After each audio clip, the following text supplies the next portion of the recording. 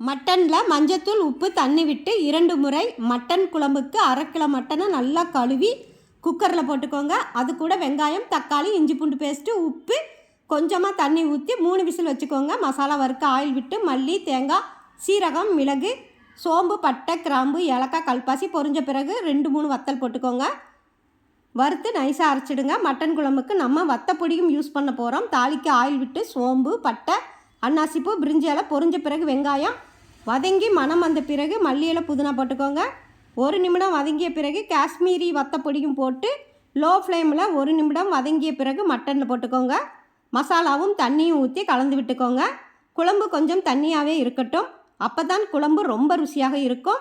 3 whistle வச்சு இறக்கிக்கோங்க. அவ்வளவே தாங்க, நமக்கு மட்டன் குழம்பு மணக்க ரெடி ஆயிடுச்சு. இந்த அளவுக்கு தண்ணியாக இருந்துச்சுன்னா இட்லி, தோசை, சாதத்துக்கு பிசைந்து சாப்பிட சுவையாக இருக்கும். தேங்க்யூ.